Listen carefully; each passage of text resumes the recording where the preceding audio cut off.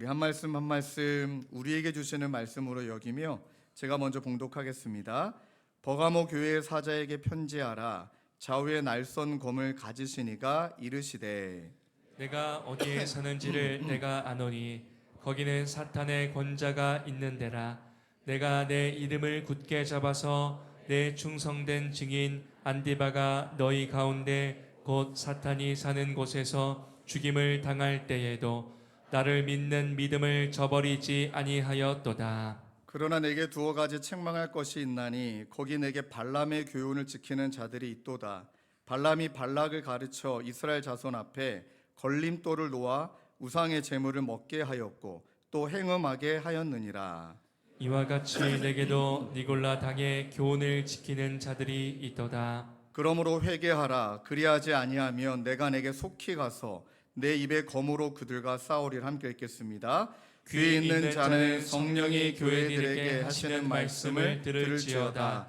이기는 그들에게는 내가 감추었던 만나를 주고 또 흰 돌을 줄 터인데 그 돌 위에 새 이름을 기록한 것이 있나니 받는 자 밖에는 그 이름을 알 사람이 없느니라. 아멘. 편안하게 자리에 앉도록 하겠습니다. 오늘 말씀의 제목을 저를 따라서 함께 고백하실까요? 핍박은 믿음을 흔들지만 변질은 믿음을 썩게 한다. 저희들이 초대교회 7교회의 말씀을 가지고 하나님이 주시는 또 교훈과 은혜를 누리고 있는데 오늘은 이제 세 번째 교회인 버가모 교회를 통해서 하나님 우리에게 어떤 메시지를 주실까? 이 모든 내용을 한 문장으로 만든다면 핍박은 우리의 믿음은 흔들 수도 있지만, 그러나 여러분 잘 아시다시피 핍박으로 우리의 믿음이 흔들리지만 흔들리는 상황 가운데 더 우리가 주님을 붙들고 오히려 핍박으로 연단되어져서 그 흔들림이 무너짐이 아니라 오히려 그 흔들림이 단단함으로 나아가는 경우들이 있지요. 그런데 오늘의 방점은 변질은 그 믿음을 썩게 하는 것입니다.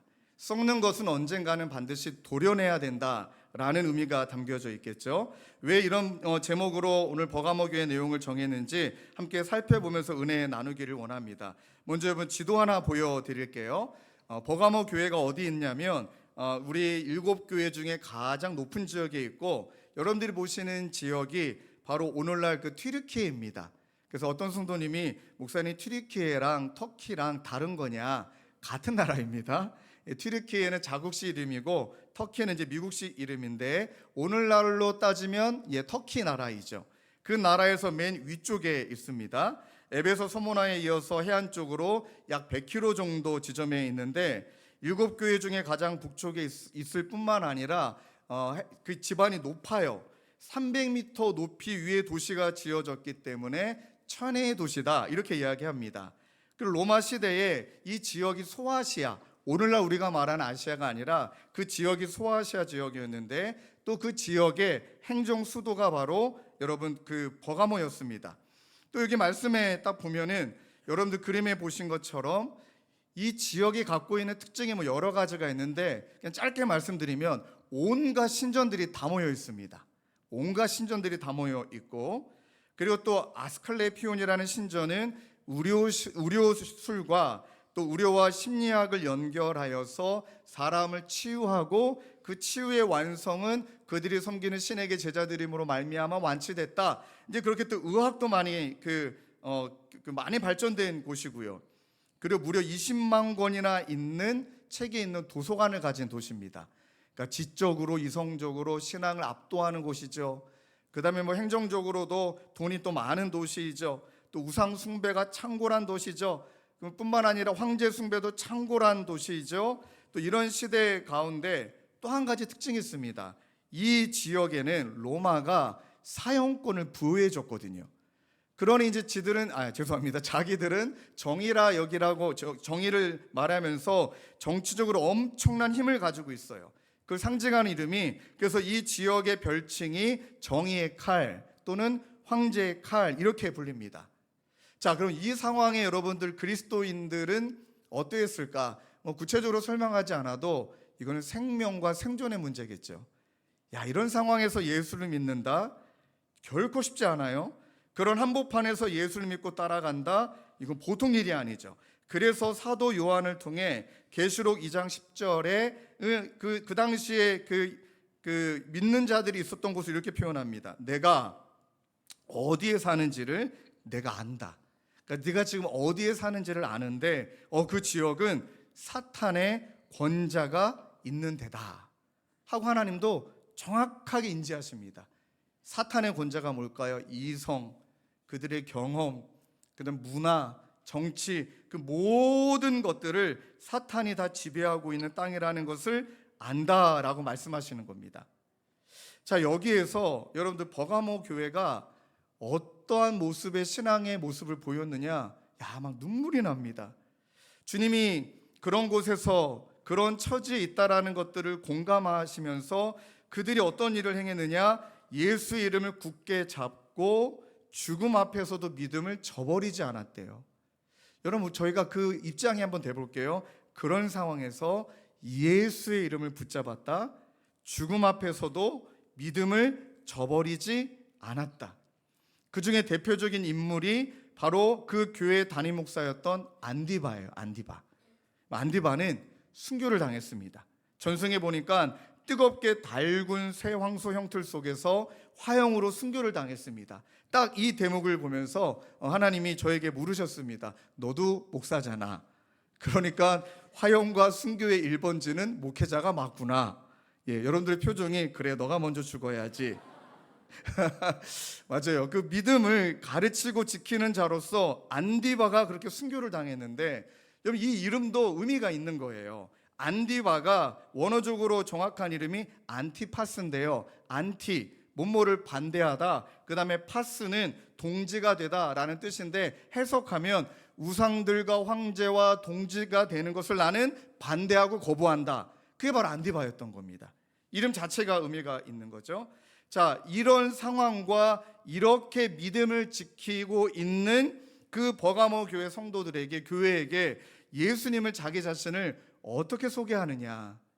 저도 이번 주 내내 성경을 연구하고 설교를 준비하는데 여러분 조금만 더 과장한다면 성경을 읽는 내내 계속 소름이 끼치더라고요. 왜 그러냐면 하나님이 인간의 전인격적인 것들을 활용하셔서 하나님의 말씀을 기록할 때 그 말씀 하나, 구절, 단어, 음절, 어떤 모든 그런 문법까지 하나님이 성령의 감동으로 쓰셨구나. 이 단어가 그냥 쓰여진 게 아무것도 없구나. 정말 많이 느낍니다. 자, 그런 의미에서 계시록 2장 12절 보면 그들의 믿음을 인정하고 칭찬하시는 우리 예수님이 자기 자신을 어떻게 소개하느냐. 버가모 교회 사자들에게, 목회자들에게, 성도들에게 편지한다 하면서 소개하기를 좌우의 날선 검을 가지신 이가, 이렇게 표현합니다. 그럼 여러분들 그럼 질문해 봐야겠죠. 그럼 좌우의 날선 검은 무엇을 의미하느냐. 시대를 완전 뛰어넘어서 오늘날 생각하는 좌우의 날선 검으로 여기면 안 되고요. 분명히 이 말씀은 그 상황 속에 지어진, 상황 속에 하나님이 주신 말씀이니 그 로마 시대에 좌우의 날선 검의 의미가 무엇인지를 살펴보고 그것을 빗대어 자신을 소개한 거니, 그러면 일단 좌우의 날선 검이 그 당시에는 뭐였느냐. 로마 군인이 가지고 있었던 검이 글라디우스라는 검이에요. 여기에서 글래디에이터라는 단어가 나온 거죠. 싸움꾼. 글라디우스라는 그 검은 짧아요. 장비가 막 멋지게 그냥 휘둘렀던 긴 양쪽에 날이 있는 그 봉이 아니라 짧은 칼인데 그 양쪽 모두가 아주 날카로워요. 그래서 이것을 잘 다루지 않으면 내가 찔려요. 늘 품고 다니는 칼이기 때문에 잘 다룰 줄 알아야 이것을 가지고 적을 찌르기도 하고 베기도 해요. 또 양쪽의 검이라는 의미는 이 칼은 방어 또는 공격, 이 모든 것들을 감당한다는 칼입니다. 방어하기도 해요. 그리고 공격하기도 합니다. 결정타를 날리는 무기가 바로 글라디우스였다는 거예요. 가장 위력적인 거. 그리고 이것은 근접전쟁, 맨 마지막에는 이제 막 육박전이 벌어지잖아요. 근접전에서 왕의 목에, 적진의 왕의 목을 벨 때 글라디우스 칼로 벨니다. 그러니 정리한다면 모든 권위와 통치의 무기, 즉 모든 것을 끝내는 결정권자로서의 의미가 이 칼의 의미고요. 두 가지 의미가 있다 그랬죠. 방어 또는 공격. 이것을 예수 그리스도로 해석하면 예수님은 심판하시는 분이기도 하고 구원하신다는 거예요. 그러니까 구원주와 심판주의 의미를 다 포함하고 있다는 거예요. 그래서 예수님이 이 말씀을 통해 이 버가모 교회를 통해 두 가지를 계속 말씀하고 계시거든요. 나는 심판주야. 또 나는 너희들의 구원주야. 그러면서 우리 입장에서는 예수님의 우리의 구원주만 되시기를 바라지만 잊지 마셔야 됩니다. 양날의 검이에요. 그는 구원주이자 심판주다. 그가 우리를 지금 바라보고 있다. 그리고 마태복음 28장 18절처럼 예수께서 하늘과 땅의 모든 권세를 예수님께 주셨다. 골로새서 2장 10절 너희도 그 안에서 충만하여졌으니 그는 모든 통치자의 권세의 무엇이라? 머리시라. 그리고 여러분 예수님의 권위만 유일하게 쓸 수 있는 단어가 있습니다. 이 주권이란 권위란 단어가 있는데 히브리어로 엑수시아란 단어가 있거든요. 이 단어는 예수님께만 쓸 수 있습니다. 왜요? 위로부터 주어진 권위, 이 단어이거든요. 그리고 예수님이 어린 양, 자비의 어린 양으로서의 구원자, 공의의 심판자로서의 심판주, 그의 입에 나오는 검에 나오는 모든 말씀은, 모든 그분의 삶은 심판과 동시에 구원이다. 이 모든 주권을 갖고 계신다. 이게 계속 반복되는 언어예요. 오늘 본문에도 2장 16절에도 회개하라 그리하지 않으면 내가 내게 속히 가서 어떤 단어가 있습니까? 내 입의 검. 또 계시록 19장 15절에도 그의 입에서 예리한 검. 자, 이것을 말씀하시면서 버가모 교회에 있는 성도들에게 오늘날 우리에게 무엇을 말씀하시는 것일까요? 그 당시는 황제의 칼, 버가모 지역이라고 말하는 그 정의의 칼을 세상은 두려워하지만 예수 믿는 자는, 교회에는 말씀의 칼을 경외하는 자다. 이 정확한 차이예요. 세상은 황제를 주라 부르지만 교회와 성도는 예수를 주라 고백하는 자라는 거예요. 세상은 자신의 생명과 언약의 안위를 지키려고 애쓰지만 교회와 성도는 자신의 믿음을 지키는 자들이다. 세상은 자기를 스스로 구원하려고 했지만 교회와 성도는 십자가의 구원을 선포하는 자로 그 시간을 지나간다. 자, 오늘 우리에게 적용한다면 여러분들이 한번 질문을 던져볼게요. 여러분은 무엇을 두려워하고 계십니까? 세상의 칼, 물질, 성공, 안위, 명예, 그것을 두려워하십니까? 아니면 하나님의 말씀의 검을 경외하고 계십니까? 대답하시면 안 돼요. 그러면 큰일 납니다. 창피하니까. 속으로만. 그리고 한번 워딩 그대로 한번 넣어볼게요. 우리는 물질과 성공과 안위를 주로 고백하고 있습니까? 가히 사는 나의 주님이시다. 아니면 주 예수 그리스도를 나의 주로 고백하고 계십니까? 정직하게. 매일의 삶의 무게에 눌려 예수님의 주권과 통치를 잊은 채 그냥 살아가고 계십니까? 아니면 그 삶의 무게 속에서도 여전히 주님을 의지하고 주님의 손길을 신뢰하며 그 시간을 걸어가고 있습니까? 한 가지 더요. 흔들리는 오늘 속에서도 내가 의지하는 왕자는 내 능력입니까? 내 상황이고 내 현실입니까? 아니면 여전히 다스리시는 예수 그리스도의 왕자이십니까? 자, 이 질문 앞에 드러날 수밖에 없다는 것입니다. 이 질문 앞에 어떤 이는 양날의 검에 위에 구원을, 어떤 이는 양날의 검에 위에 심판을. 그러면 이 말씀을 통해 여러분 오늘 말씀해 보니까 버가모 교회가 그걸 지켜냈다라는 거잖아요. 그러면 우리가 단순하게 그냥 그들은 단순하게 결심하고 용기를 내서 그 시간을 지켜냈구나라고 단순하게 여기면 안 되고, 그들이 어떻게 살아냈고 그런 믿음을 가지고 어떤 모습을 보였고 그 믿음을 가지고 어떤 믿음의 시간을 지나갔나, 이런 내용들을 외경을 통해 성경을 통해 고대군동 자료들을 찾으며 이번 한 주 동안 열심히 연구해 봤는데요, 제가 중요한 단어 한 가지를 찾았어요. 이 단어는 고대 군동의 이 초대교회 성도들을 바라보며 그들은 어떻게 살았는지를 말했던 단어인데, 이렇게 말해요. 그들은 그런 모진 시간들, 그런 경계 속에서 그들은 예배적 저항을 했다, 이렇게 표현합니다.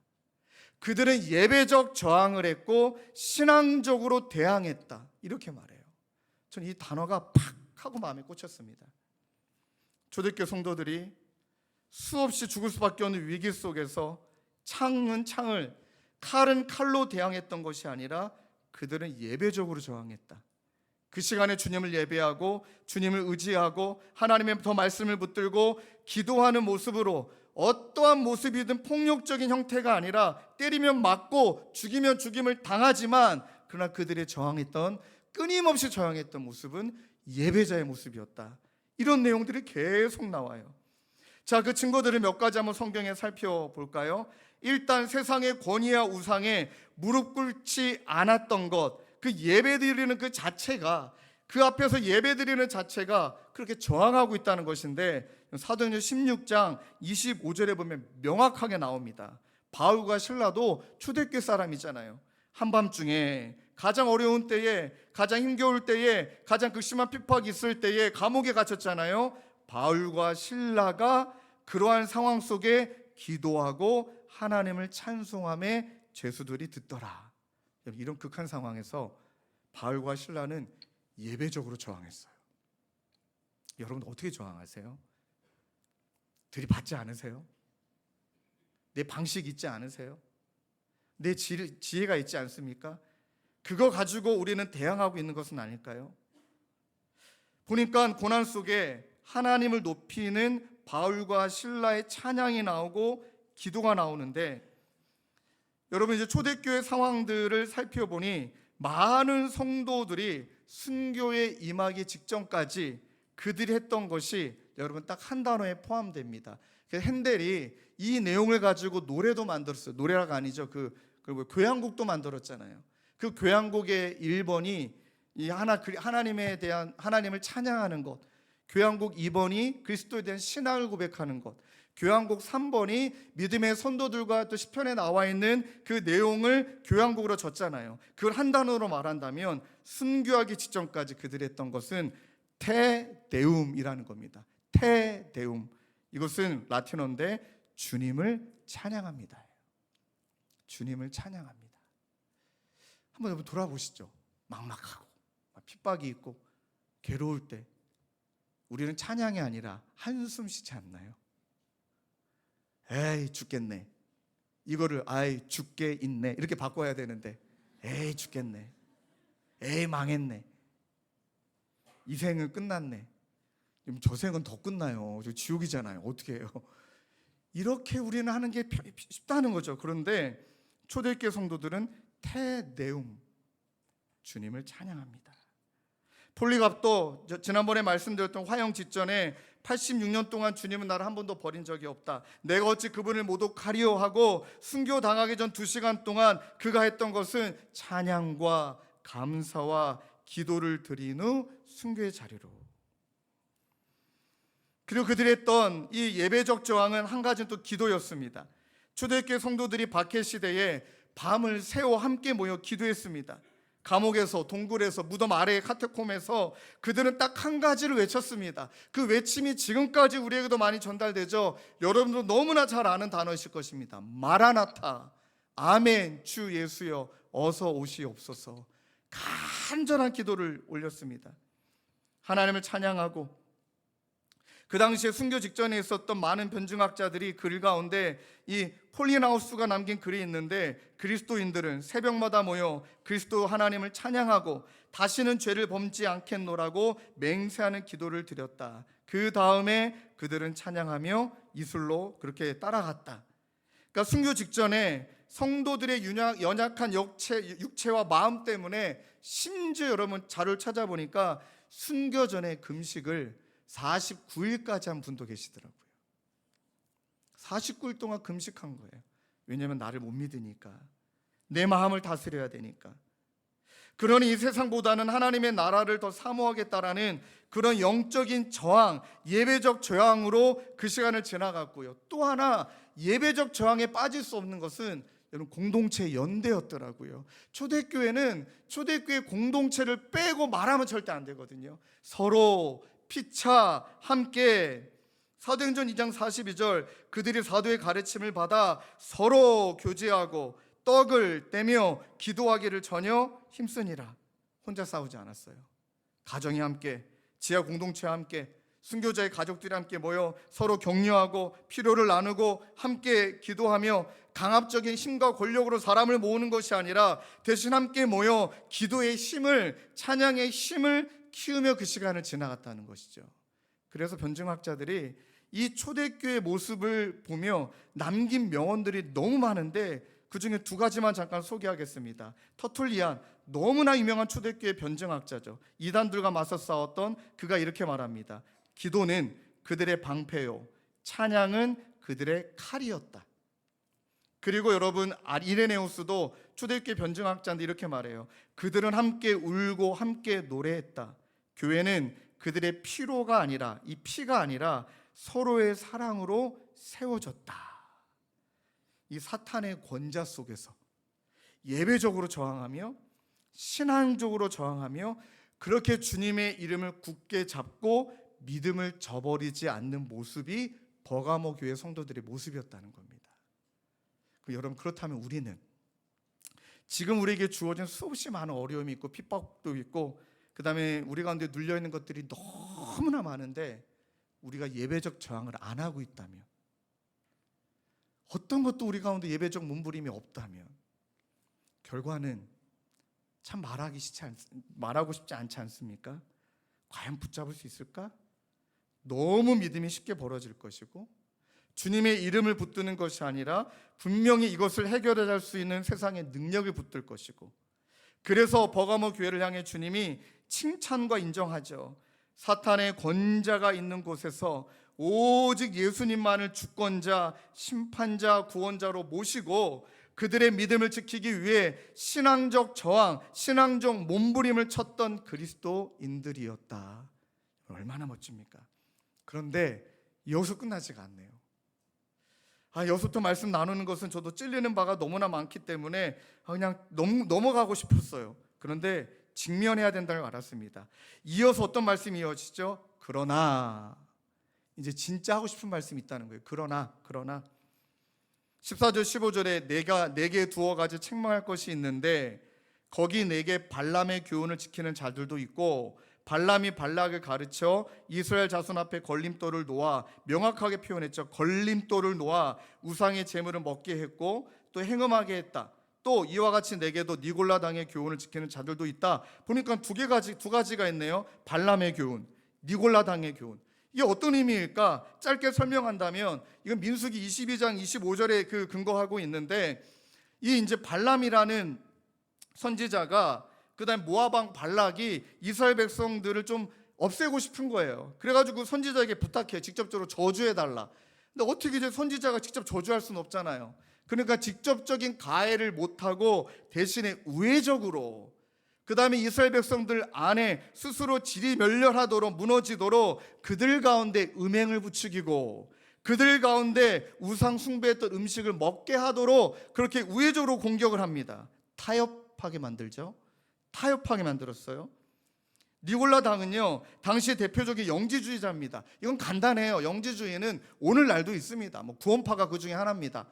영은 거룩하고 육은 이거는 쓸모없는 거다. 그럼 이미 내가 하나님께 구원받았으니까 마음대로 살아도 된다. 내 육체 갖고 마음껏 즐겨라. 쾌락주의, 타협, 그 다음에 합리화, 이 모든 것들이 다 이 세속화되어지는 모든 것들이 바로 니골라 당이 외쳤던 것입니다.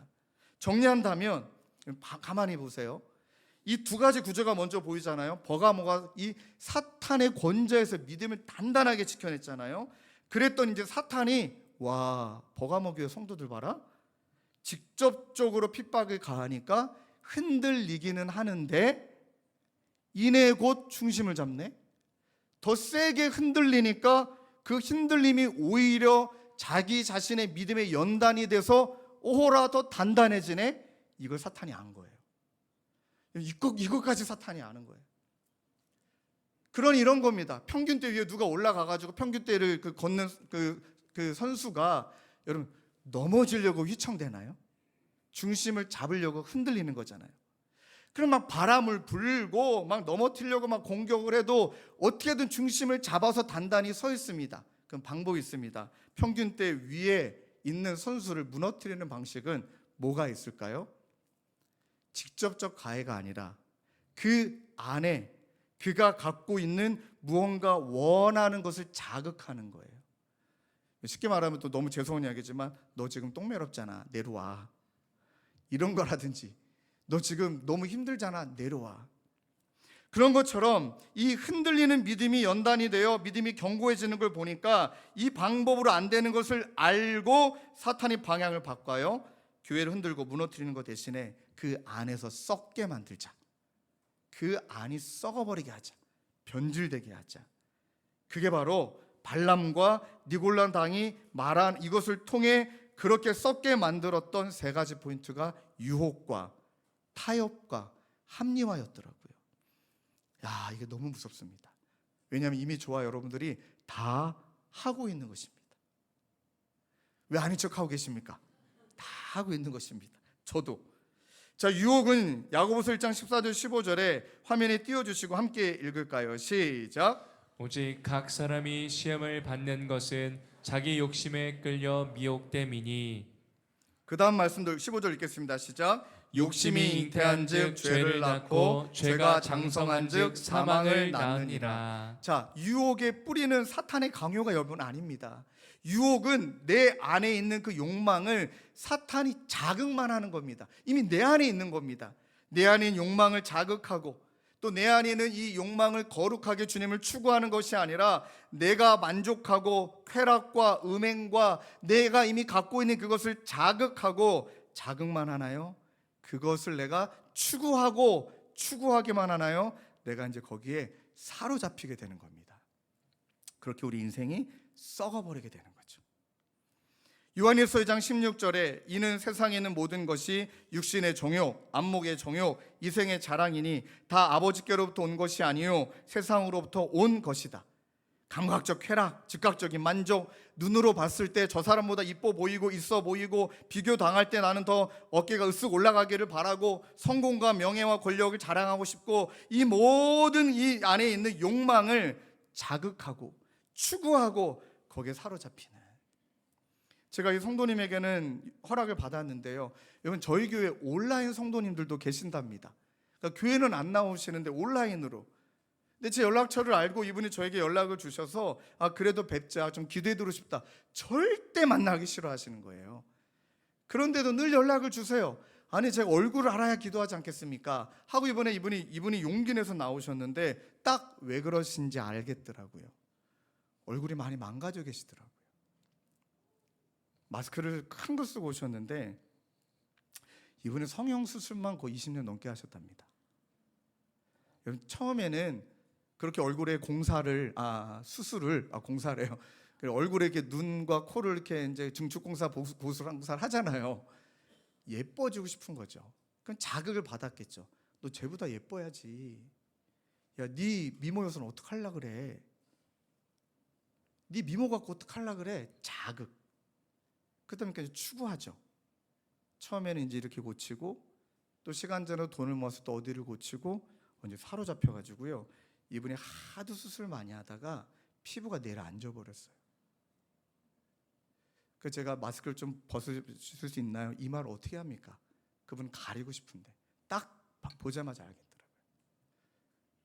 정말 마음 다해 기도해 드리고 잘 회복이 되기 위해서 우리가 애쓰고, 중요한 건 이제 마음이 이 유혹 앞에 사로잡히지 않도록 우리 정말 뜨겁게 기도하자. 여러분 진짜 비참하게 여기시더라고요. 그걸 보는 저도 보통 일은 아니구나. 비단 그것만 그렇습니까? 중독에 왜 걸립니까? 자극. 뭐 코인이든 주식이든 무슨 뭐든 그게 다 자잘못을 따질 수는 없는 거겠지만, 옳다 그렇다 쉽게 말하는 것은 아니지만, 그런데 중독은 다르잖아요. 하루 종일 코인 붙들고 있고, 하루 종일 주식 붙들고 있고, 하루 종일 음란함 붙들고 있고. 감사한 건 저에게 성도님 중에서도 매주 복권을 사시는데 감사히 이제 끊어지셨어요. 그 중에 하나를 저에게 선물도 주시고, 할렐루야. 이제 맞춰보진 않았지만 그게 쉬운 문제가 아니잖아요. 그런 중독의 자리로 시작은, 그러니까 처음에 내가 그것을 즐기는 줄 알았는데 나중에 걔가 나를 즐기고 있는 것 같은 느낌. 타협은요, 여러분 지켜야 될 신앙의 진리나 신념이 상황이나 어떠한 그 이익 때문에 그 조금씩 양보가 일어나고 잘못된 가치나 내가 믿고 있는 가치의 약간 중간 지점을 찾아서 그것 가운데 일부를 내어주기도 하고 양보하기도 해요. 근데 처음에는 이렇게 말해요. 저도 막 이런 말 되게 많이 하는 것 같아요. 뭐 이 정도 쯤이야, 이 정도는 괜찮겠지 하고 시작은 작고 사소하게 보입니다. 그런데 시간이 지나면 이 정도쯤 괜찮겠지가 시간이 지나면 이 기준이 무뎌지게 만들어요. 경계가 무너지게 만들어요. 사울 왕도 그랬죠. 하나님의 명령으로 진멸 다 하라 그랬는데 일부 좋은 것을 남겨놨죠. 삼손도 그랬죠. 나시린으로 서원했는데 여인을 따라가다가 음욕을 쫓다가 구별됨을 잃어버렸죠. 그때 되면 타협 가운데 지나가게 되면 이제는 죄가 더 이상 죄로 안 느껴져요. 죄가 더 이상 안 느껴져요. 잘못으로 느껴지지 않고 말씀의 경계선이 이제 낮춰지다 보니까, 여러분 그거 아십니까? 죄가 넘나드는 거예요. 그전에는 죄가 아이고 막 이렇게 나에게 공격했다면 이 경계가 낮춰지니까 기다렸다는 듯이 온갖 죄가 나를 뒤덮이는 거죠. 타협이 이렇게 무섭다는 거예요. 그래서 저는 타협을 이렇게 말합니다. 죄를 허용하는 문. 합리화는요, 자신의 잘못된 선택이나 죄를 정당화해버려요. 죄책감도 없어요. 죄책감 대신에 스스로 변명합니다. 그러니까 진리보다는 내 상황이 중요해, 내 감정이 우선시 되니까 이럴 땐 우리는 어떻게 얘기합니까? 어쩔 수 없었잖아요. 다 그렇잖아요. 저도 이런 말 했습니다. 한 번쯤 하나님이 이해하실 거야. 그러니까 합리화하게 되면 여러분 결국 회개를 막아버립니다.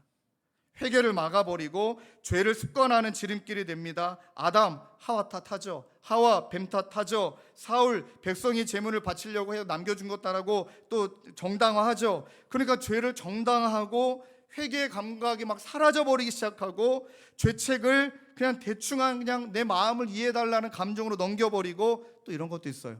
악함을 약함으로 핑계삼아 넘겨버리는 경우, 악함을 약함 핑계삼아 넘겨버리는 경우 너무 많다는 거죠. 정리하면 그것으로 말미암아 우리의 믿음이 썩어지게 되는데 유혹, 욕망 자극, 욕망 추구, 욕망에 사로잡힘, 타협, 말씀의 경계선 낮춤, 죄를 허용, 합리화, 죄를 정당화, 죄를 습관화, 회개의 감각을 상실하게 만든다. 이제는 어떡할 거냐는 거예요. 우리도 날마다 이런 시간을 가져가는데 어떡할 거냐는 거죠. 그래서 예수님이 이렇게 명확한 언어로 얘기하십니다. 16절에 그러므로 회개하라. 그리하지 않으면 내가 내게 속히 가서, 그러니까 속히 간다라는 건 근접전이라는 거예요. 근접전입니다. 속히 가서 내 입의 검으로 그들과 싸우리라. 베어버리시겠대요. 이제 구원이 아니라 심판이에요. 버가모 교회 성도들의 상황을 생각하면 여러분 이렇게 입의 검으로 내가 베어버리겠다라고 말씀하시는 게 버가모 교회 성도들 입장에서는 좀 예수님이 너무한 것 아닐까요? 왜요? 믿음 그대로 지켜보려고 몸부림쳤잖아요. 그 사탄의 권자 속에서도 믿음으로 살려고 애를 썼잖아요. 그러면 이 정도면 하나님 우리 약하니까 연약하니까 어쩔 수가 없었으니까 불쌍히 여겨주세요, 이렇게 좀 말할 수 있는 것 아닐까요? 우리도 그런 이야기 많이 하잖아요. 그런데 성경은 명확한 단어를 쓴다 그랬죠. 그들이 그런 상태가 아니었습니다. 다 그런 건 아니었지만, 자 계시록 2장 14절 15절 말씀에 반복되는 두 단어가 나오는데 그 단어가 핵심이에요. 한번 들어보십시오. 그러나 내가 내게 두어 가지 책망할 것이 있는데 거기 내게 발람의 교훈을 뭐했다? 지키는 자들이 있었다. 또 중간에 건너뛰고 이와 같이 내게도 니골라 당의 교훈을 뭐했다? 지키는 자들이 있었다. 이 단어가 쉬이 넘길 단어가 아닙니다. 지켰다는 것은요, 마지못해 어쩔 수 없이 그냥 그렇게 하고 그렇게 수용하고 동했다는 거 아니에요. 지켰다는 건 내가 관심을 가지고 의식적으로 의도적으로 매달리고 적극적으로 고수하고 단단히 그것을 붙드는 행위가 지키는 행위예요. 그러니까 뭘까요? 자기가 하고 싶어서 한 거예요. 이 질문 앞에 우리도 하나님 앞에 솔직해야 됩니다.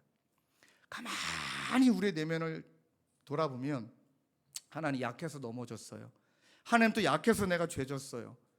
깊숙이 들어가 보면은 그 약해서 죄졌다라는 것 안에는 그 죄를 내가 즐기고 싶은, 그 죄를 즐기고 지키고 싶은 내 마음이 있다는 것이에요.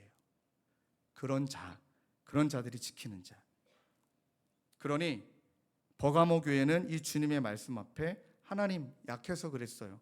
어쩔 수가 없었잖아요. 할 말 못해요. 어떤 핑계도 어떤 합리화도 될 수가 없습니다. 전 이렇게 말합니다. 이제 도망갈 구멍이 없습니다. 빠져나갈 구멍이 없습니다.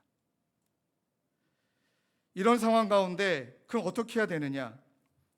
먼저 어떻게 되느냐보다 이것이 마치 그 7교회가 막 꽤 연결되는 것 같은데 유혹과 타협과 합리화가 우리 안에 일어나면 여러분 결과적으로 어떤 상태가 되냐면 그때는 뜨뜻미지근한 신앙이 돼요. 라우디아 교회처럼. 그건 뭐냐면 열정이 사라진 게 아니라 하나님 앞에서 믿음의 본질을 잃어버린 채 적당히 믿는 신자가 됩니다. 하나님 믿어요? 근데 삶의 중심엔 하나님이 없어요. 자, 우리 자신이 한번 적용해 보세요. 믿음의 언어는 있어요. 근데 믿음의 순종은 없어요. 하나님을 믿는다라고 말은 해요. 근데 실제 모든 결정의 근거를 살펴보면 세상 논리예요. 형식은 남아 있는데 생명은 사라져요. 하나님을 섬기는데 내 방식대로예요. 믿음을 말하는데 삶에는 순종이 없어요. 이렇게 되면 유혹으로 인해 욕망에 사로잡히고 타협으로 기준이 낮아지고 합리화로 죄책이 사라지면 이제 저와 여러분들은 적당히 믿는 신앙생활 하다가 적당히 믿는 상태로 끝난다. 이제 그럴 땐 죄송하지만 어떻게 되느냐면 양날의 입의 검으로 도려내신다. 성경이 명확히 말합니다. 양날의 검으로 도려내신다. 그럼 우리 당황스럽지 않을까요? 하나님, 저는 믿었잖아요. 근데 하나님 거기다 대고 대꾸 안 하신다니까요. 도려내신다. 심지어 라오디아기아는 토해내버리겠다. 내가 너를 토해낼 거다. 와, 예배 감격이 없이 여러분 그냥 점검해 보십시오. 저도 제 삶을 점검한 차원으로 적어봤는데 예배 감격이 없이 루틴된 거 아닌가? 습관. 오늘 출근할 때 느낌이 달랐어요. 막 의식적으로 또 감격스러운 마음을 가지고 왔어요. 예배의 감격이 아니라 습관이 됐을까? 기도는 믿음이 아니라 요구만 하고 있는 것은 아닐까? 말씀은 결단이 아니라 좋은 이야기로만 듣고 있는 건 아닐까? 삶은 거룩이 아니라 편의를 제공하는 걸로 가는 것은 아닐까? 우리 교회 공동체는 사명이 아니라 여긴 별로 마음에 안 드네, 사랑이 없네, 선택하고 있는 것은 아닐까? 자, 그럼 결론적으로 이제 우리는 이런 상황 앞에 어떤 영적인 태도를 취해야 하는가? 근데 아내가 이 말 절대 하지 말라고 그랬는데 이렇게 길게 설교하는데 이렇게 집중하신 여러분들 정말 사랑합니다. 예. 근데 저도 이번 주 말씀이 정직하게 저를 향한 말씀이어서 막 이렇게 다른 걸로 막 섞고 싶지가 않고요. 그냥 말씀 그대로. 계시록 2장 16절 17절에 본문의 답이 다 하나님 주셨어요. 유혹과 타협과 합리 앞에 그러므로 회개하라. 그리하지 않으면 내가 내게 속히 가서 내 입에 검으로 그들과 싸운다. 귀 있는 자는 성령이 교회들에게 하시는 말씀을 들어라. 이 문장에 모든 답이 있는데 첫 번째는요, 유혹 앞에서는요 말씀의 검으로 무장해야만 한다는 거예요. 믿습니까? 유혹은 죄가 아닙니다. 유혹은 어떻게 보면 중립적이겠죠. 그러나 그 유혹을 따라가며 내가 죄를 짓는 거잖아요. 그 가운데 넘어가지 않기 위해 말씀의 검으로 경계하고 말씀으로 방어하고 나를 무너뜨리는 적의 공격을 말씀으로 대적하라는 것이죠. 그 시편 119편에 말합니다. 청령이 무엇으로 그 행실을 깨끗게 하리이까? 주의 말씀만 지킬 따름이다. 내가 전심으로 주를 찾았사오니 주의 계명에서 떠나지 말게 하옵소서. 그다음에 예수님도 사탄에 대적할 때 기록되었을 때 말씀하시되 모든 유혹 앞에 말씀으로 대처하셨던 것. 그래서 에베소 6장 17절처럼 성령의 검 곧 하나님의 말씀을 가지라. 이 말씀의 검으로 무장하라. 제가 이번 말씀을 적용하는데 지난 한 주일 동안 정확하게 하나님이 적용시키시더라고요. 요즘 건강을 챙긴다고 밀가루를 끊어보자. 야, 밀가루를 끊고, 제가 여러분 제 별명이 떡돌이거든요. 그리고 별명이 에라이 떡을 칠 놈이에요. 아들 떡을 좋아해가지고 떡과 빵은 정말 좋아합니다. 그런데 이제 걸어가는데 떡집이 나오는데 주여 넘어갔습니다. 근데 거기를 지나가는데 빵집이 있어요. 파리바게뜨. 와, 냄새가 기가 막힌 거예요. 내 온 몸의 세포를 살리는 듯한 느낌. 제가 너무나 좋아하는 그 소금빵, 단팥빵, 그 냄새가 다 느껴지는 이 유혹의 시간. 근데 여러분, 정말 제가 놀랐던 것이 유혹에 넘어간 게 아니라 그 유혹을 내가 발휘하여 그냥 그 빵집으로 들어가고 있더라고요. 그냥 자연스럽게 빵집으로 들어가고 있어요. 그때까지만 해도 작동이 안 됐어요. 빵집으로 딱 들어가고요. 이야, 막 눈이 반짝반짝거리면서 그 집게로 그다음에 소금빵 하나를 찝어서 올렸습니다. 단팥빵은 2개를 찝어서 올렸습니다. 그 옆에 팥 도너츠 하나까지 4개를 딱 집어서 너무 좋아하는 표정을 짓고 있는데, 저 뒤에서 우리 교회 성도님이 빵집에 들어오신 거예요. 그때 제가 어떻게 느껴졌냐면 예수님이 오신 거예요. 가라사대, 사람이 떡으로만 살 것이 아니요. 딱 그렇게 일부러 상징적으로 이렇게 의미를 부여했거든요. 딱 그 성도님을 본 순간, 야, 내가 유혹을 끊지 못했구나. 완전히 홀라당 넘어갔구나. 그렇게 하고 저 분을 모심으로 말미암아 다시금 빵 4개를 다시 원위치로 놔두고, 그 다음에 우리 성도님의 빵을 사드리고, 그 다음에 커피 한 잔만 사들고 나왔거든요. 그리고 나서 뭔가 빵을 못 먹었다는 아쉬움보다는 승리했다라는 기쁨. 진짜 말 그대로예요. 말씀의 검, 부장되어 있지 않으면 그냥 넘어가는 거예요. 바로 그 순간에 튀어나오는 말씀이 없으면 여러분 꼭 기억하세요. 유혹의 순간에 차라리 빛이 있으라 외치세요. 빛이 임하면 어둠은 떠나가게 되는 줄로 믿습니다. 그리고 여러분, 타협 앞에서는요, 성령의 말씀에 귀 기울이를 이렇게 표현해요. 자, 17절에 귀 있는 자는 성령이 교회들에게 하시는 말씀을 들을지어다. 자, 타협은 언제나 하나님의 말씀보다 다른 소리에 더 귀 기울일 때 시작되는 거잖아요.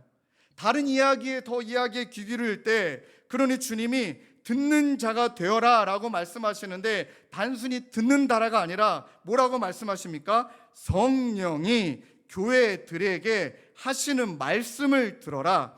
이 말씀은 성령이 우리에게 그냥 정보만 전달하는 게 아니잖아요. 경고하고 성령의 역사 가운데 깨우치고, 성령이 진리와 거짓을 드러내고 빛과 어둠을 분별하도록 성령의 역사 가운데 우리를 깨닫게 하시는 그 말씀을 내가 듣는다라고 하면, 성령의 말씀을 들으면 반드시 일어난 특징이 있습니다. 이 정도는 괜찮겠지 이렇게 시작하다가 성령의 말씀을 들으면 이 정도를 분석해요. 이거는 죄냐 아니냐, 이것은 하나님이 기뻐하는 것이냐 기뻐하지 않는 것이냐. 성령은 분별의 영이기 때문에 분명히 분별케 하셔서 그 자리에서 승리케 해주신다. 믿으십니까? 그래서 성령이 우리에게 주시는 말씀, 성령을 의지하며. 그래서 여러분, 디트리트 보네포가 정말 멋진 말을 했습니다. 타협은 신앙의 유연함이 아니래요. 타협은 신앙의 유연함이 아니라 신앙의 붕괴다. 정말 와닿는 말씀입니다. 마지막 3번째는 합리화. 이거 어떻게 해야 되냐? 명확하게 말합니다. 회개하라. 합리화까지 갔다면 회개하라. 그러므로 회개하라. 버가모 교회가 믿음을 지켰지만 믿음을 희석시켰죠. 합리화했죠. 합리화했다라면 명확하게 주님이 말씀하시는 거는, 합리화했니? 그래서 그랬니? 아이고 힘들었구나, 이렇게 반응하시지 않으시고요. 합리화했니? 딱 말씀하십니다. 멈춰라. 그 말을 멈추고, 그 생각을 멈추고, 그 합리화를 멈추고 다시 진리의 말씀으로 돌아가라. 하나님의 말씀 앞에 너를 비추어 보고, 정직하게 비추어 보고, 네가 이렇게 하는 것이 옳으냐? 하나님이 보시기에 맞는 거냐? 어떤 변명이나 어떤 핑계나 합리화, 이 죄에 대한 본성을 내려놓고 진실되게, 하나님, 제가 그것을 누리고 싶었습니다. 하나님, 제가 쾌락을 즐기고 싶었습니다. 진실되게 고백하라. 여러분, 그러하기 때문에 결정적으로 우리 안에 많이 합리화가 일어났다라면 여러분, 말하지 마세요. 생각을 더 하지 마세요. 그냥 회개하세요. 그게 우리 가운데 습관이 안 된 것 같아요. 바로 회개하는 거예요. 바로 돌이키는 거예요. 바로 내 안에 무엇을 도려내야 되는지, 썩을 것을 도려내어지면 버가모 교회를 통해 이기는 자에게 주시는 은혜가 있대요. 저는 이게 너무 은혜로워요.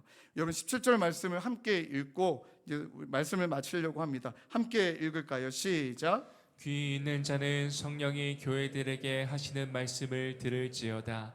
이기는 그에게는 내가 감추었던 만나를 주고 또 흰 돌을 줄 터인데 그 돌 위에 새 이름을 기록한 것이 있나니 받는 자밖에는 그 이름을 알 사람이 없느니라. 아멘.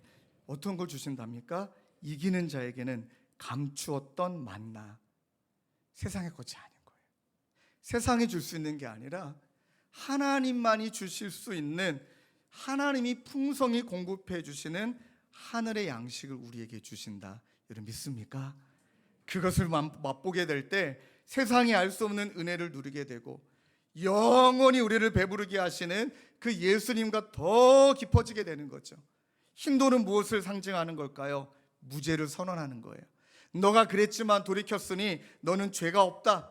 이것을 넘어 흰돌은 여러분 승리의 트로피를 상징합니다. 너는 승리자다. 그리고 천국에 들어가는 이 입장권을 의미합니다. 너는 하늘의 시민권자고 새하늘과 새 땅에서 나와 영원히 살게 될 것이다 하면서 우리에게 흰돌을 주시며 무엇이라고 말씀하십니까? 이것을 받는 자밖에는, 이것을 받은 자밖에는 그 이름을 알 사람이 없다.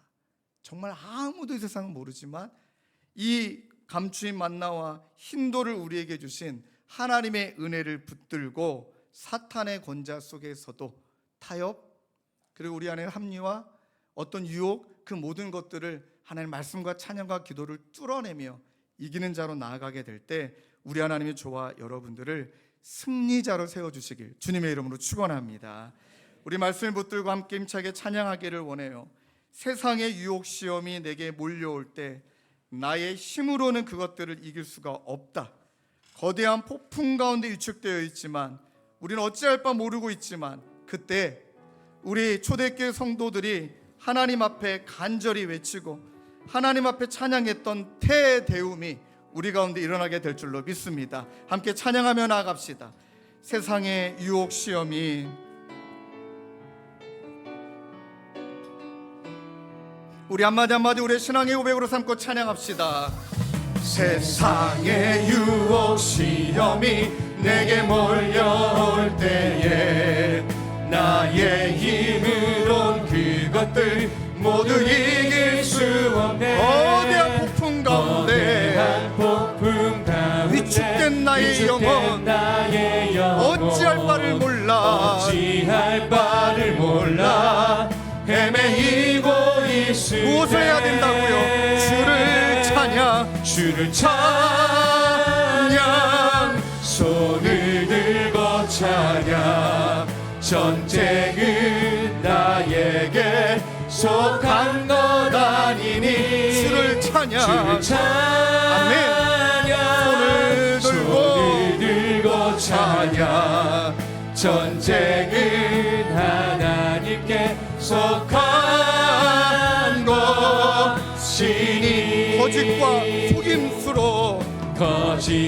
속임수로 가득 찬 세상에서 사탄의 권자와 같은 세상입니다. 어디로 갈지 몰라 머뭇거리고 있네. 공중의 권세 잡은 자 지금도 우리들 실패와 절망으로 넘어뜨리려 하네. 주를 찬양 손을 들고 찬양 전쟁은 나에게 속한 것 아니니 주를 찬양 손을 들고 찬양 전쟁은 하나님께 속한 것이니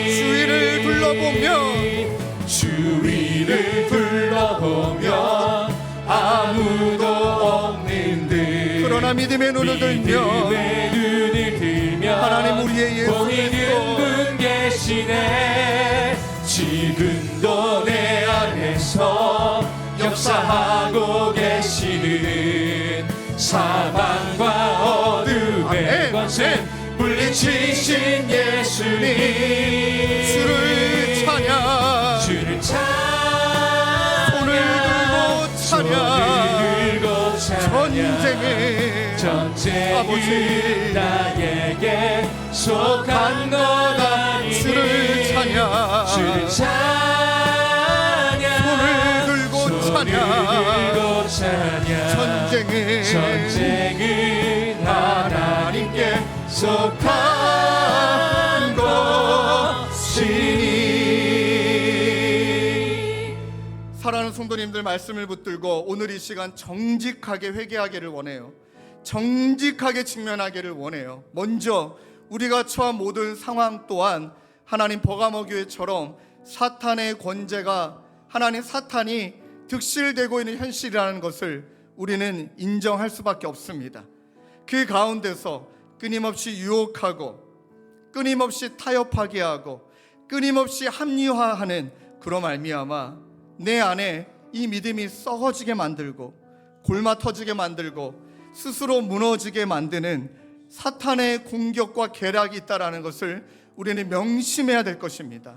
그러한 이 시간 한 목소리로 기도할 때 하나님, 오늘도 유혹과 타협과 합리화 앞에 나의 힘이 아니라 하나님 말씀의 검으로 무장하고 하나님 성령이 하시는 말씀에 귀 기울이며 하나님 즉시 바로 회개하는 자리로 나아가는 우리 모두가 될 수 있도록 주님 은혜 베풀어 주시옵소서. 이 마음을 가지고 한 목소리로 함께 기도하며 나가겠습니다.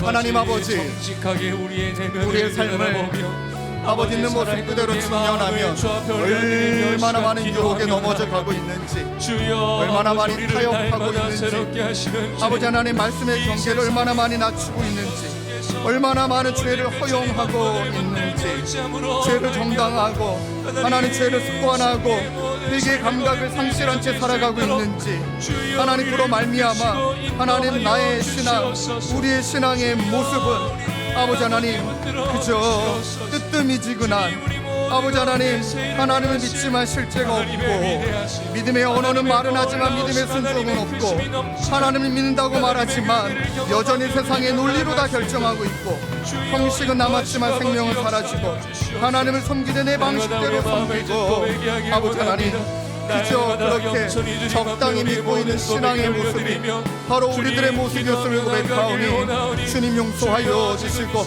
하나님의 영상으로 아버지 하나님 주님이 말씀하시는 바대로 하나님 빚어주기 위하여 하나님 돌이키고 끊어내고 고려내고 아프더라도 하나님 그렇게 나아가는 주님 모두가 되도록 우리 주 하나님 고백하며 인도하여 주시옵소서. 하나님 그리하여 우리에게 베풀어 주신 그 힘도래 선물해 주시고, 하나님 우리에게 감추어진 만나를 주시는 그 은혜를 경험하며 살아가는 우리 성도님들 모두가 되도록 주님 인도하여 주옵소서. 그 역사의 손길을 가운데 있음을 기억하게 도와주시고, 하나님 그 순간에 큰 내음 주님을 찬양하며 나아가는 저희 모두가 되도록 오 하나님 도우시고 인도하여 주옵소서. 하나님 그분을 역사하시는 우리 계속 기도하시고 찬양으로 나아갑시다. 주를 찬양, 주를 찬양, 손을 들고 찬양, 전쟁은 나에게 속한 것 아니니 주를 찬양, 손을 들고 찬양, 아멘, 아멘. 전쟁은 하나님. 우리 모두 자리에 일어서서 두 손을 높이 들고 찬양합시다. 주를 찬양, 주를 찬양, 손을 들고 찬양, 전쟁은 나에게 속한 것 아니니 주를 찬양, 손을 들고 찬양, 전쟁은 하나님께 속한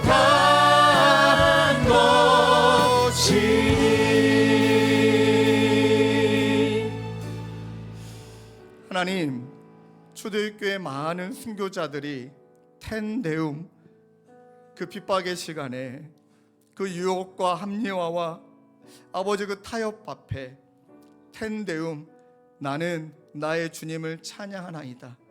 그렇게 말씀과 찬양과 기도로 몸부림치며 끝내 이기는 자리로 나아갔던 것처럼 하나님 우리의 약함을 하나님 또 우리의 악함을 핑계 삼지 아니하고 하나님 말씀의 검으로 또 성령이 하시는 말씀을 우리의 삶 가운데 담아내므로 하나님 그로 말미암아 하나님 돌이키되 즉각 돌이킴으로 그렇게 몸부림치며 나아갈 때 지금 우리를 향하여 예비하고 계시는 감추어진 만나 하나님 승리자로 말씀해 주시고 하나님 나라에 이름이 새겨진 백성으로 삼아주시는 그 hin도를 우리를 위하여 예비하고 계심을 믿습니다. 그것을 향해 이번 한 주도 믿음으로 걸어가는 우리 모든 성도님들이 되도록 주님 은혜 위에 은혜를 더하여 주시옵소서. 우리 구주 예수 그리스도의 은혜와 하나님 아버지의 다함없는 사랑과 성령님의 위로교통가와 가마 우리와 함께 하시는 성령 하나님의 역사가 주님 이번 한 주도 그렇게 믿음으로 나아가기로 작정하는 사랑하는 성도님들과 주님의 교회와 이 나라와 열방 가운데 영원히 함께 계시기를 간절히 축원하옵나이다. 아멘. 하나님 고백하며 나아갑니다. 하나님께서 우리에게 도와주시고 하나님 우리의 모습으로 나아가면서 도와주시고 하나님 말씀을 주님도 오시게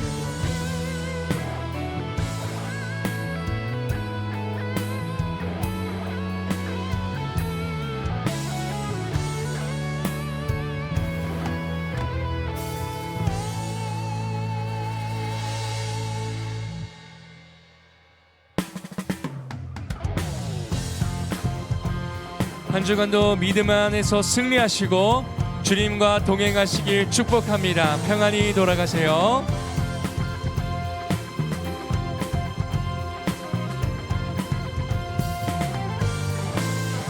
빛의 사자들이여 어서 가서 어둠을 물리치고 주의 진리 모르는 백성에게 복음의 빛 비춰라. 빛의 사자들이여 어서 가서 어둠을 물리치고 주의 진리 모르는 백성에게 복음의 빛 비춰라. 빛의 사자들이여 복음의 빛 비춰라. 죄로워둔 밤 밝게 비춰라. 빛의 사자들이여 선한 사역 위하여 힘을 내라. 주 함께 하시겠네. 주의 크신 사랑을 전파하며 복음의 빛 비춰라. 주님 부탁하신 말 순종하여 이 진리 전파하라. 산을 넘고 물 건너 힘을 다해 복음의 빛 비춰라. 빛의 사자들이여